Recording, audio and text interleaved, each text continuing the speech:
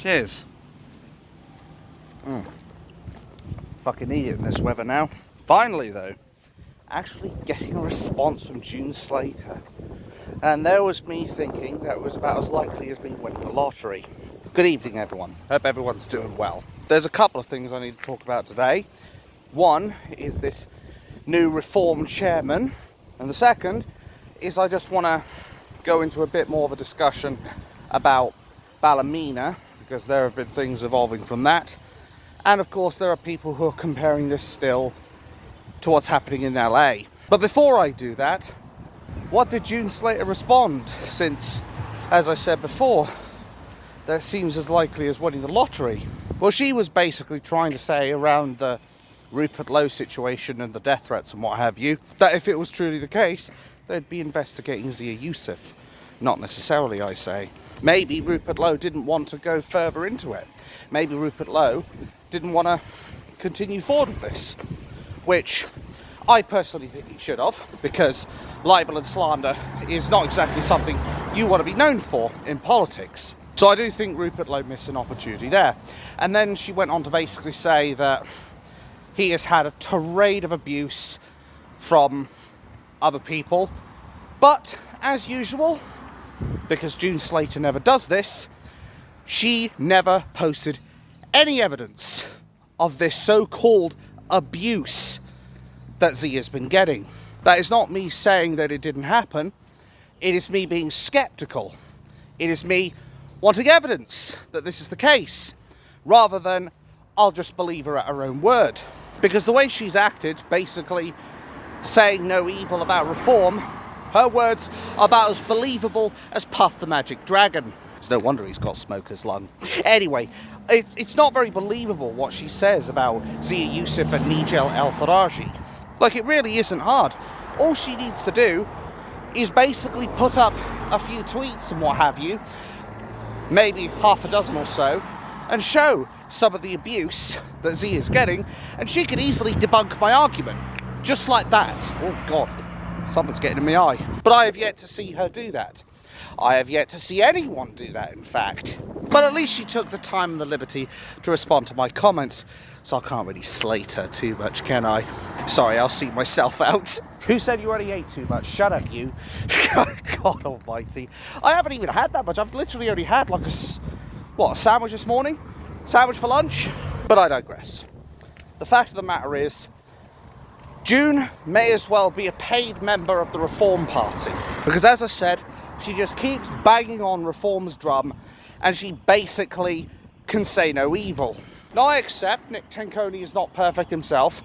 There was a particular tweet I saw that isn't exactly tasteful, what somebody put out. Apparently, he put out a tweet saying about it's perfectly okay, basically, to manipulate the emotions of a female, but I'm not approving of that shit. And this is in the context of relationships, by the way. Use her emotions, basically, which are downfall, what have you. I suspect this was done back in his younger days, but it is what it is.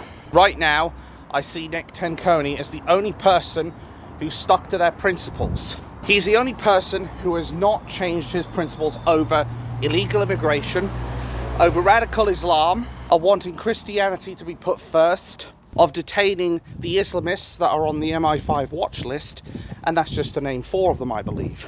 His core missions, that is. Whereas Nigel El-Faraji would rather do U-turns. He would rather go around in circles like a Tesco's parking lot. Meanwhile, changing his pledges and promises like they're going out of fashion. But by all means, June Slater, if you want to support him, don't let me stop you.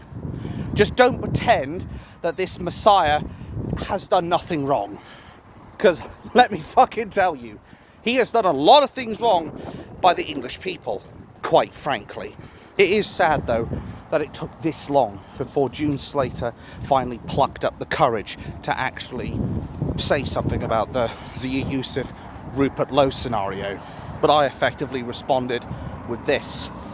I'll try to keep it as accurate as possible and in good faith, but I effectively responded that even if, let's say for the sakes of argument, that Zia Yusuf did not say falsely that he had death threats thrown at him, it does not change the fact that the party went out of their way to slander Rupert Lowe, and they did everything they can to weaponise the criminal justice system against Rupert. So even if you can say that the whole death threats thing is a nothing burger, which you may be able to for all I know, it doesn't change the fact that this is not a good look for the Reform Party.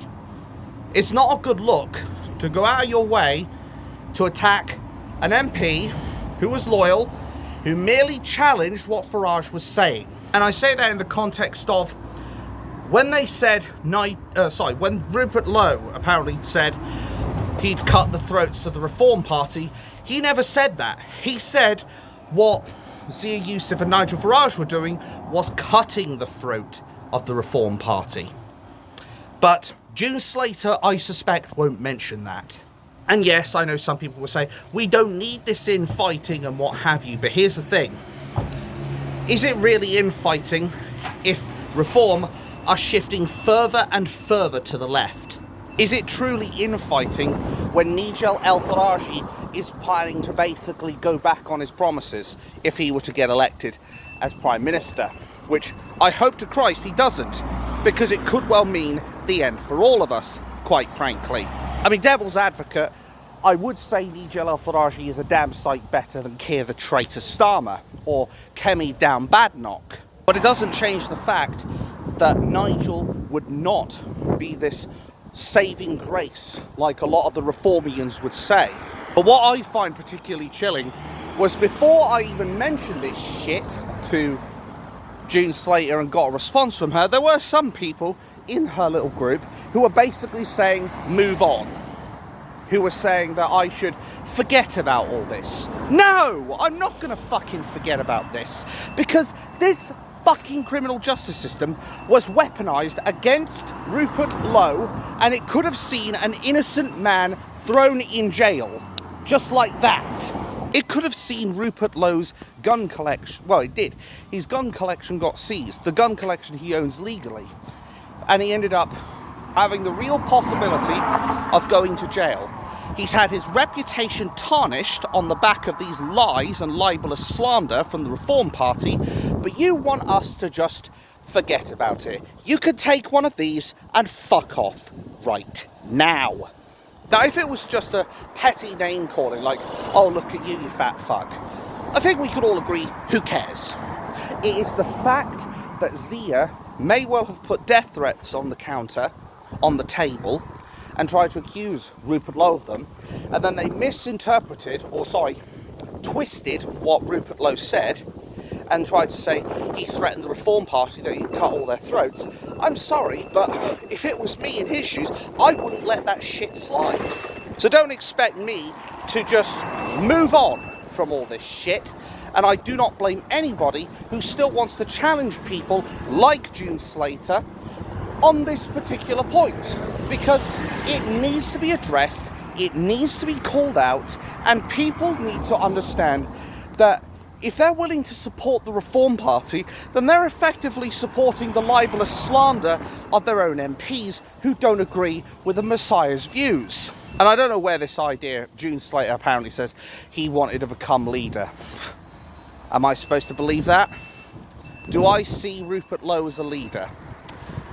Hard for me to say, because I haven't really seen him in general myself. But what I will say is that man clearly cared for his job whilst he was in Reform. He clearly cared for his constituents in Great Yarmouth, and I think he is a credit to politics. But Reform cast him aside like a used razor. And then they're all saying, oh well, he left, he's a traitor. Would you serve a party that openly, libelously slanders you? I know I wouldn't. If I was an MP for Nick Tenconi and he said that I was a traitor to my own people and that I basically am stabbing people in the back falsely when he would know it would be nothing of the sort, I'd be out of there, just like that. Because there ain't any way in hell I'm going to let anybody slander me like that. So to put a line in the sand for this, you can't expect people to put something as egregious as this behind them. You can't expect them to not talk about this, quite frankly. Now, let's go on to this new chairman. I think his name's David Bull, or something like that. Now, this man apparently was a game show presenter at some point, or a TV presenter at some point. Also turns out to be gay.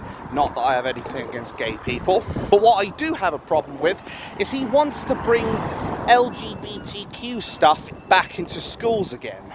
And he also made a statement that he apparently, back in 2015, he stood behind Angela Merkel. Said that what she was doing was very brave. You remember Angela Merkel? Yeah, the woman who basically said, as many of you illegal immigrants that can come over to Europe can come. He backed her in the past. Yet there are some people who still see with their sky blue tinted glasses on, and they can't see the glaringly obvious truth there. They can't see that somebody who wants to support mass immigration is completely against some of the stuff that even Reform has been saying, and is certainly against what a lot of English people are saying. This is why I say they need to take their sky blue tinted glasses off and see the world for what it truly is. If I can keep these damn things on, they're fucking loose. Anyway, these people need to understand that this new chairman, he ain't going to be a saving grace. If anything, he's actually a detriment to the Reform Party, quite frankly. And then we come to the next point, which is now Nigel El-Farage is criticising Israel, basically defending themselves. It does seem to me like Nigel El-Farage is basically pandering to plasticine, Hamas, Hezbollah, Keir the traitor Starmer, just to name a few.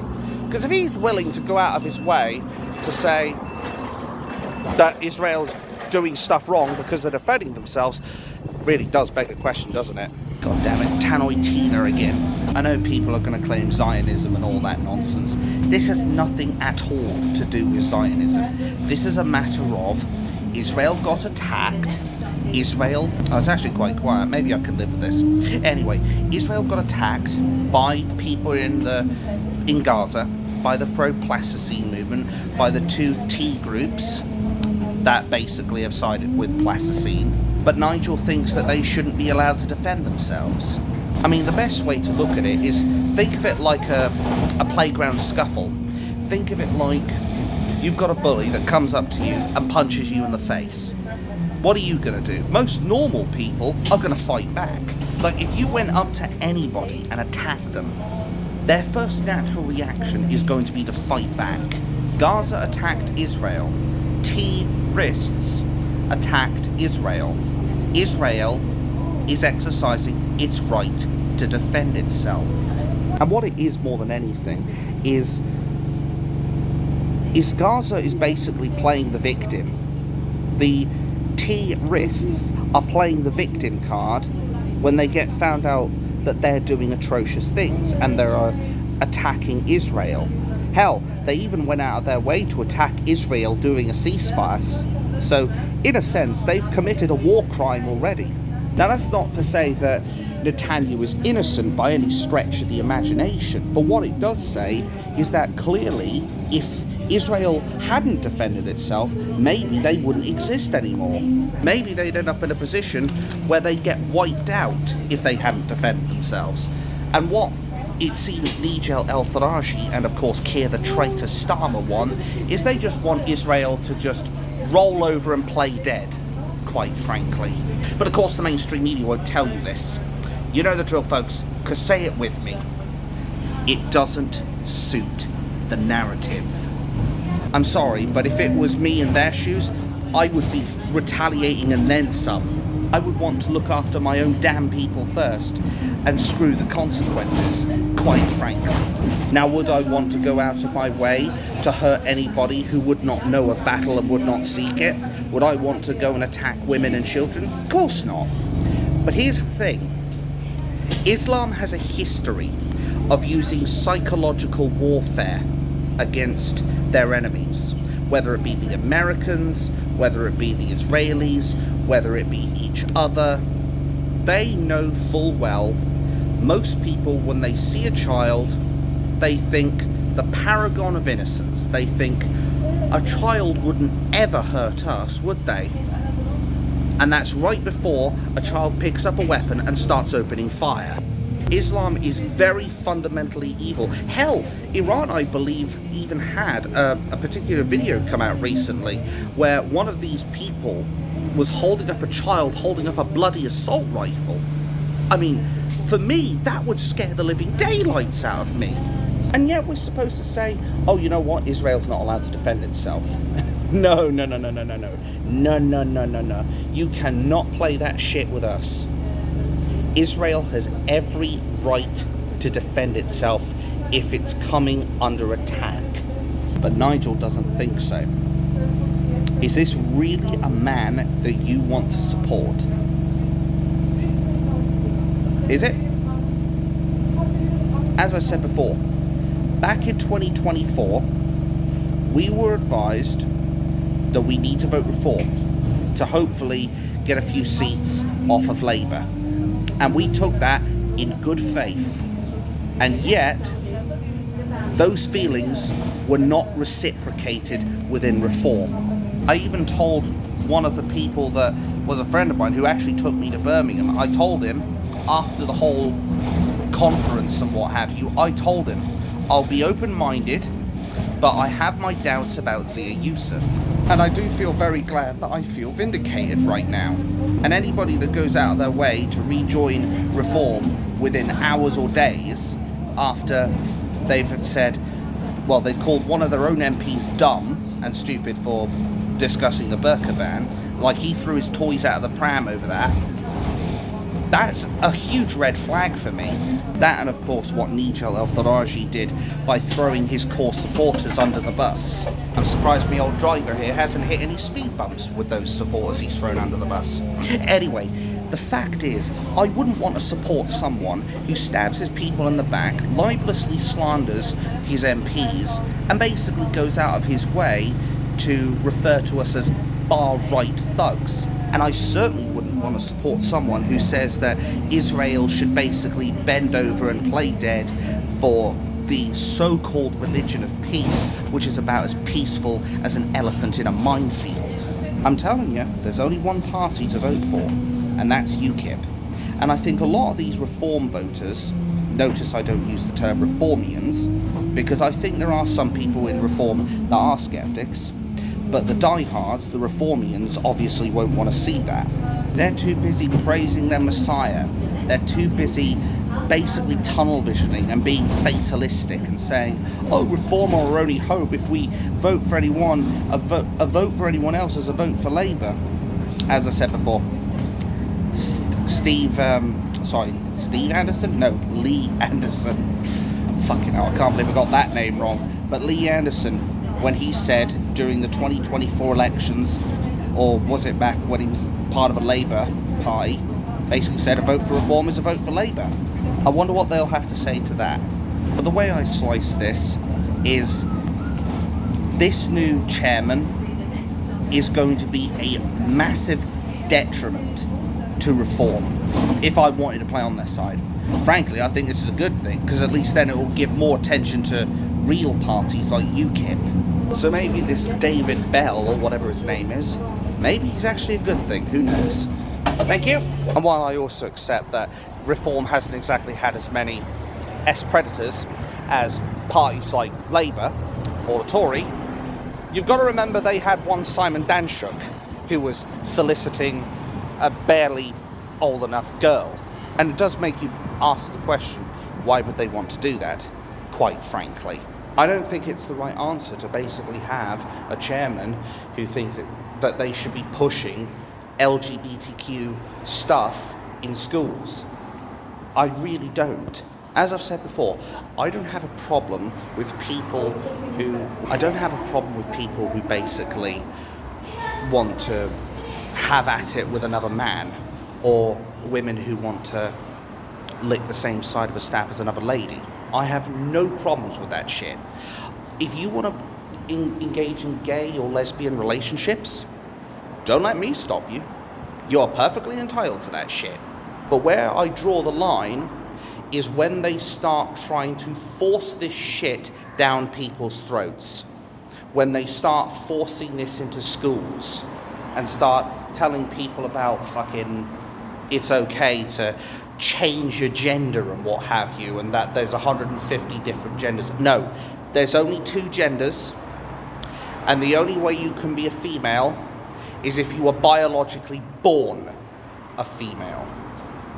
That is the cold, bitter truth that a lot of these activists won't want to accept. And bear in mind, LGBTQ plus, 5 million pluses, whatever, they also had a flag that basically included, how do I put it, categories on their flag, which represents minor attracted people, MAP. The baby blue represents boys, and baby pink obviously represents girls, and the white in the middle is supposed to represent obviously the actual attraction to these children. But I believe the black part was, I think it was supposed to be like black people who were gay and what have you. Again, I don't have a problem with black people being gay. Absolutely clear on that. Likewise, I don't care if a black woman is a lesbian. That's not what I have a problem with. What I have a problem with is this whole estual stuff surrounding the LGBTQ community. Kids don't need to know this shit, so keep it out of our schools. That stuff does not belong in children's minds. And I'll tell you one thing. As I mentioned before about wanting to remove mosques, if I was MP in Norwich, I would also want to make sure that any of this woke nonsense is removed from our society. This may be a liberal place, but I will be taking no liberties with LGBTQ. So to draw a line in the sand on this one, the way I look at it is this Reform Party, it seems to be sinking like the Titanic. That's the way I look at it. I think personally it is sinking, and I think that it is sharply losing supporters. Between slandering its supporters, violating their own MPs, bringing in an LGBTQ plus wokery MP for chairman, and the slander towards Rupert Lowe. I mean, the way I look at it, I think Reform is on borrowed time right now, quite frankly. Maybe they have no need to worry though, with June Slater banging on the drums, being the groupie as it were. And I suspect she's not going to take kindly to this, because I suspect she's going to start watching some of this now. But as I've said before, and you can say it with me, I'm not going to sugarcoat a motherfucking thing. I am not going to mince my words. I'm going to say it exactly how it is, and I'll do my best not to stroke number 1, bullshit you. With that out of the way, let's now start talking about Ballerina. And no, I'm not talking about me getting into a tutu and doing a pirouette.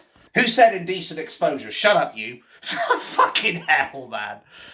Now, as far as that is concerned, Ballerina, the place that is in Ireland, what people need to understand is people are not doing this just for the sakes of they want to overthrow the government. No. The people of Ireland have started rioting for the simple fact that their police and their government are not doing anything about mass, uncontrolled immigration, mainly from the Middle East. In fact, a lot of the government right now, they're trying to play this off as it's racist thuggery. No, it's not racism, because you're implying people hate them because of the colour of their skin.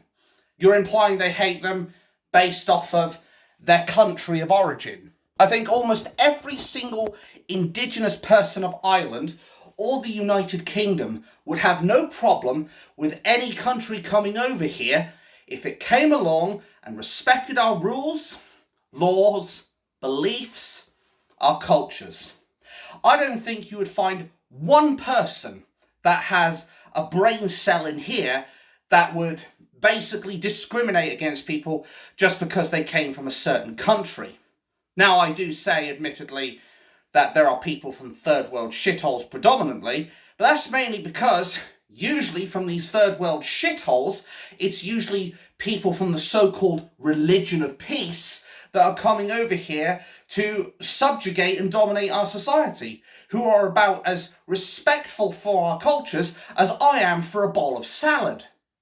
These people that come over, generally speaking, when they do come over, they're either a burden to society through the economy because they abuse the system, because they're low-skilled workers and usually don't have much to contribute.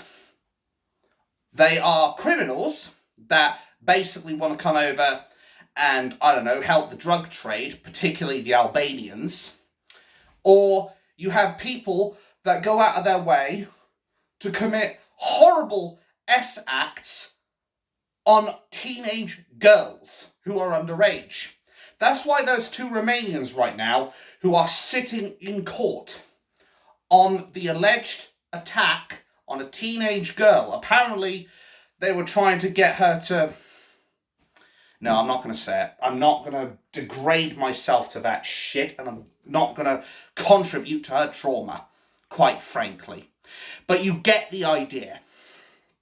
These 2 people violated this girl, or tried to, and they want the Irish people. They're appealing to the Irish people for calm, when they've just gone out of their way to call them racist thugs. That's like putting gasoline on a fire and then telling the fire to extinguish itself. It's just not going to fucking happen. Like, you pouring that gasoline on the fire, you're not going to extinguish the flames. You're going to make that thing go up. You're going to make it become a wildfire the way you're going. And if you truly want calm, you wouldn't be using that kind of language towards them. You wouldn't be calling them thugs. That's basic communication 101. If you want calm, you don't go in like a bull in a china shop and making them have to pay all the insurance. Anyway, if you want to get people to be calm, you don't go in there like a red rag to a bull in a china shop and tell them, you need to stop doing this, you racist thugs. Because I'll tell you right now, they'd turn on you, just like that. They would kick your ass. And quite rightly. If I went into a group of people in Norwich city centre and I called them all a bunch of fucking arseholes and said every slur under the sun, I'd be sitting here black and blue if I was lucky. Because obviously this is a liberal place and we know how the be kind lot are, quite frankly. Sorry. I'm not a seal. Anyway, the fact of the matter is, if you wanted calm, you would be handling this with a bit more caution, a bit more respect, and you'd start respecting your own citizens. You'd be saying, we get it. We understand. You're pissed off. We will close the borders for the time being to prevent more immigration, temporarily if necessary. Like, if you don't agree with it, like 2 or 3 months later down the line, then go ahead as the government, open the fucking borders, quite frankly. But at least if you compromise and then begin talks, you can get to the heart of the issue and resolve it. That's what a real government would do. Not these Ponzi governments that we have, which have leaders that are about as effective as a wet sack of shit. These people are not cut out to be prime ministers of their own country. Certainly not Keir the traitor Starmer, that's for sure. The way I look at it, as I've said, I don't condone the violence and the criminal damage that has been committed by the Irish people. I don't condone it. I can't do it based off of principles, morality, integrity and all that shit. But I completely understand why the Irish people have gone to these extremes. I understand completely how pissed off they are that their children are getting attacked. I mean, we should know better, as we had this shit last year in Southport. So we can completely empathise with the people in Ireland, quite frankly. We get it. We fully fucking get it. It's always horrible and infuriating when you listen on the news and you hear illegals are violating a girl, or an illegal immigrant or a person from the religion of peace goes around and gets a little stabby with a knife and butchers 3 girls. And even more so when it's described that one girl was stabbed 120 fucking times. People will quite rightly be pissed off, especially if our government and our 2-tier policing society, whether it's here in the UK or in Ireland, have a track record, not just of 50 seconds, but of constantly letting the people down, not dealing with the illegal stroke number 2, the illegal immigration issue, or taking a slap on the wrist for people in the courts when they do this shit.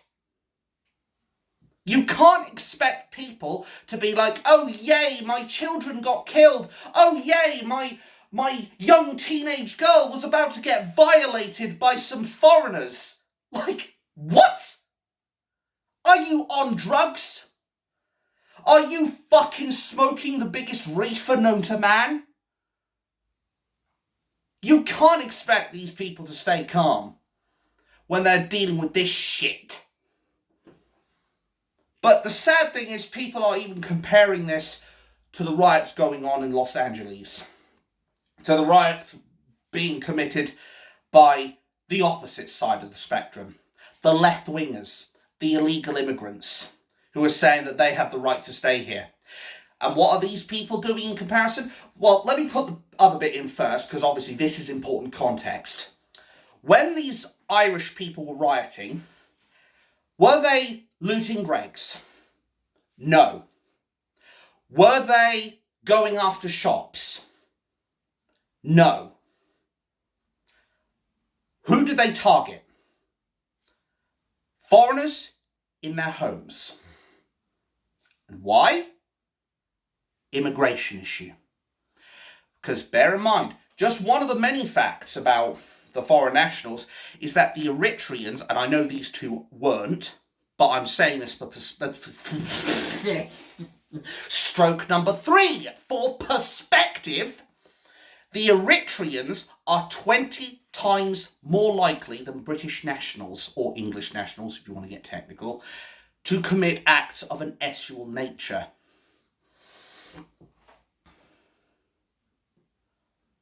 Bear that in mind. That's why they were going after foreign people's homes. I don't condone it still. It's not acceptable. I don't think anybody here on the supposed far right would object that that kind of thing is unacceptable. But it's fueled by an anger that their government and police refuse to do anything about it. And here's the thing. If the police are not willing to do their job, I've said this many times before as far as Just Stop Oil are concerned, and I'm going to say it here now. If you don't do your job, the people are going to step in and do it for you. And unlike the 2-tier police, they're not going to treat this with kid gloves. They're not going to go in and be like, oh, please stop doing that. Please calm down. Please stop doing it. No, they're just going to go in and wreck the fucking place. Quite frankly. Like, if you don't deal with this yourselves, you will see your country go up. Just like that. All because you are incapable of taking a firm, robust approach and decided finally to take out the trash. It's as simple as that. If people could stand by you because they believed you would do something about illegal immigration and do something about this situation of foreign nationals not being deported or being treated with kid gloves and what have you, I reckon the people would show a bit more respect and you wouldn't have riots like you have right now. But to get back to what I was saying about comparing the two, They're doing it, obviously, because they're sick of the immigration and the lack of action from the police and the government.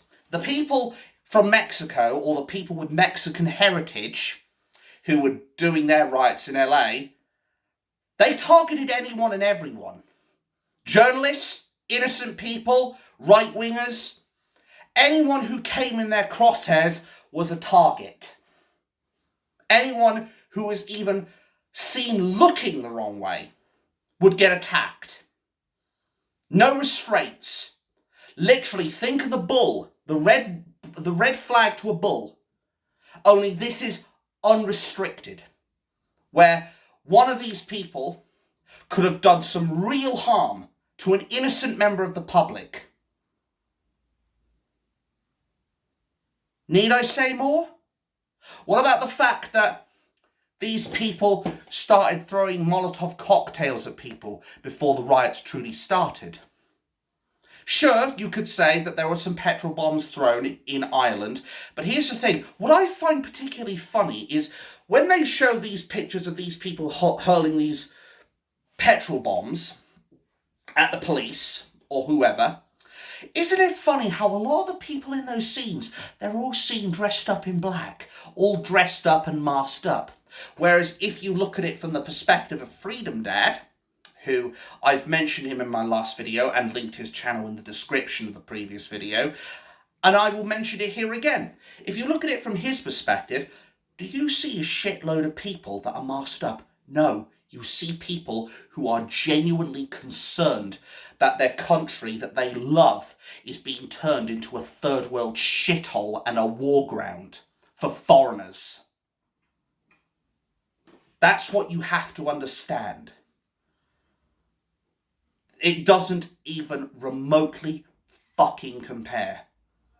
You have Irish people who are quite rightly pissed off at the way they're being treated, how they're being shunned, and how the illegals and the foreign nationals are basically running amok while they get driven into the dirt. And the Mexicans came to the country illegally, America that is, started causing trouble, threw Molotovs at innocent people, and they are behaving with reckless abandon. But you want to compare the two. If you think this even compares, you can fuck off right now, quite frankly. They don't even remotely compare. That's like comparing a Mini Cooper with a fucking Ferrari. It's just not even close.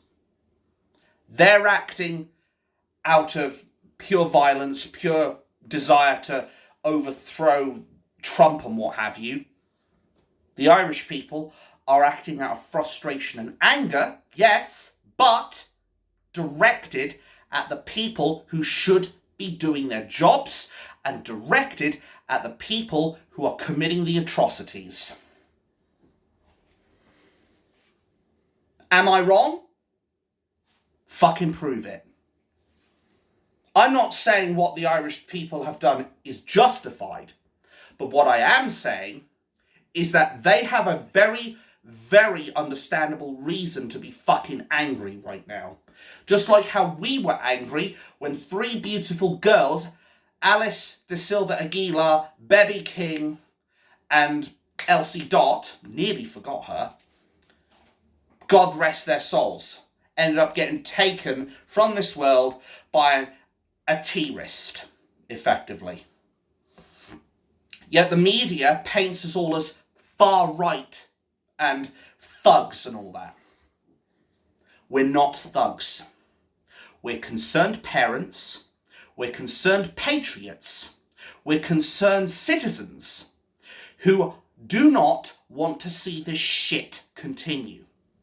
And as I said in the last video, Keir the traitor Starmer needs to take this as a warning, because this country is another tinderbox ready to blow. If he doesn't start doing something, if our two-tier police don't start doing their job, if the two-tier justice system continues to let them off with a slap on the wrist, this country will explode, just like that. And then you'll have what happened in Ballerina happen here in the United Kingdom.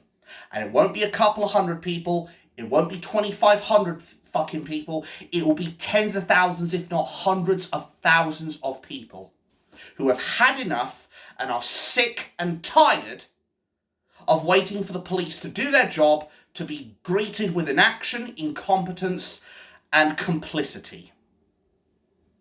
And when people like Paz49 are also saying, we're not voting our way out of this one, it then begs the question of these very dark times that are coming ahead. When does it all kick off? And I'm not talking football. The cold, bitter truth is, I have said this many fucking times, but the cold, bitter truth is, we are heading for a violent revolution. No question about it. It's not a matter of if, it's a matter of when. And I've said this before also, without fail, I do not condone a violent revolution or a civil war. But like the Irish people, I will completely understand if people decide that that's the route they're going to go down. There is a big difference between being sympathetic to their cause and understanding their cause, understanding why they're doing it. I can never condone violence. I can never condone criminal damage. Not by any stretch. My morality won't allow that shit. But I will understand if people finally grow a pair of balls, whether up here or down there, or in my case both, and actually finally decide they're going to take some robust action. At the end of the day, people shouldn't fear their governments. Governments should fear their people. If you ever get to a stage where the whole populace is worried about what would happen if they speak out, the country is already in real trouble. I do think it's going to kick off, and when it does, it'll be on the largest scale that the United Kingdom has ever seen. And when it happens, Keir the traitor Starmer will think that he's gotten his little victory. But I can tell you right now, that so-called victory will be short-lived. Because if there's one thing about the English people, is that they fought worse odds. Just look what happened in 2 world blanks. Look what happened when we had to go against, obviously, that dictator over in Germany. I'm not talking about Angela Merkel, just to be clear. We fought worse odds. We beat those odds.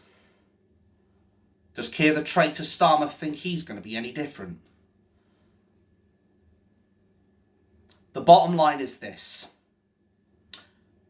The Ballerinian people, if that's even a word, they are people pushed over the edge. They are people who have completely had enough and finally decided to take that step forward and make sure they are heard and make sure the government starts fucking listening. Because if they don't start listening, God help them. The Irish people really could overthrow the government, quite frankly. Because right now, they're already outnumbering the police, which another 17, I believe, have been injured. They're already outnumbering the police. If they decided to go that one step further, I think the Prime Minister would be gone, just like that. And maybe that country could get back onto becoming a decent country again. Likewise, same logic applies for the United Kingdom as well. If hundreds of thousands of people took up the mantle and finally put the pressure on Starmer, there is no way in hell he'll last that long. No amount of bodyguards, no amount of army personnel, no amount of police will protect him from the wrath of the English. He is a small little man with delusions of grandeur, with ideologues of power that he thinks he's going to retain for the next 4 years. He's got 2 hopes of that. No Hope and Bob Hope. If the people get a hold of him, there ain't any shot they're going to let him get away. They will capture him, hold him, put him to trial, and make him hang for treachery. It's as simple as that. As I said, I don't support this kind of thing. I don't want this kind of thing. But we have to prepare for the worst case scenario now. Like I said, we're not voting our way out of this one. Not when we have dictators who are this out of touch with their own people. A revolution is coming. Not so much the purple wave, but a red wave. A wave that will wash away the corruption, remove the leaders of treachery, and maybe, just maybe, bring some life back into the countries that we truly love and wish to protect.